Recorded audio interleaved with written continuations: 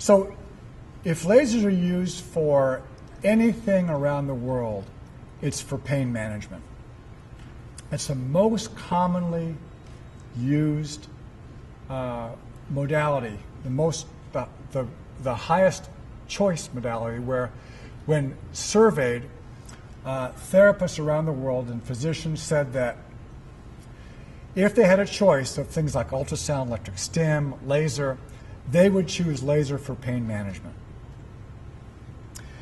That's because laser therapy is very effective for pain management and is the primary reason for the use of lasers around the world. And there's many different types of pain. There's peripheral, there's central, hyperalgesia, allodynia, neuropathic pain. All these different types of pain can be helped with laser. Now, pain can be transmitted through the A fibers, A delta fibers, if it's acute injury, and with the C fibers if it's chronic pain. So you see the A fibers are those very big fibers, the bold yellow fibers on your left, and the skinnier fiber on your right is that C fiber. And you see that curve, bell-shaped curve.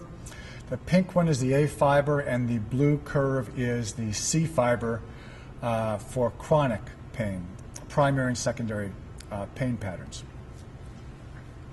So healthy nerves have very intact structures, and unhealthy nerves actually have scarred myelin.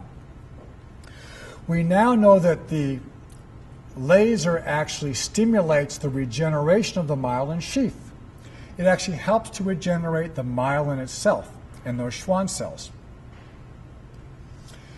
So by doing that, it reduces nerve irritability. Some of the mechanisms by which laser relieves pain was a study done in England, and you see on the left the mean pain threshold difference. That's MPT.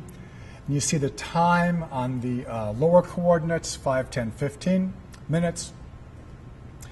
Those yellow dots are the laser therapy, and you see the turquoise and the blue are placebo and controls. Notice that there's very little effect from the controls or the placebo, but over 5 minutes, 10 minutes, 15 minutes after one laser application, there's a significant decrease in pain. What's interesting about this, when you treat your patients, you need to realize this graph. They're going to feel better if you give them the right dose later. If you want to make a lot of money with your laser, you can do it. This is what I call the top 10 syndromes. These are syndromes where there's really a paucity of people taking care of these problems relative to the demand. Post-surgical problems. There's very few people with lasers that focus on post-surgical problems. Chronic pain. Lasers are great for chronic pain, for many, many conditions in the chronic pain realm, and very few people use lasers. I work with a couple chronic pain clinics. They refer the patients to me.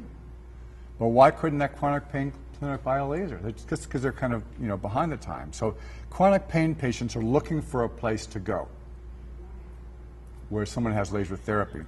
Peripheral neuropathy. That's a huge population of patients. If you just learn a little bit about soft tissue massage of the feet, if you learn how to use lasers on peripheral neuropathy, if you learn a little bit about plantar fasciitis, if you learn a little bit about L-arginine and nutrition, I guarantee you will get really busy. If you like dealing with seriously ill patients, oral mucositis is something that's being treated a lot in oncology centers. And they're just starting to use lasers. And these poor patients are looking for someone to treat them.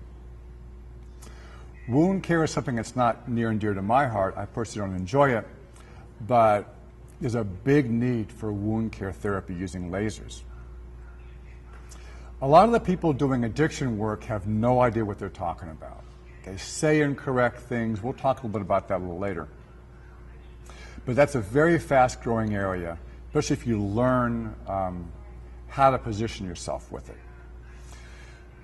Carpal tunnel syndrome, work injuries, repetitive strain injuries, those are another big area that lasers are great with.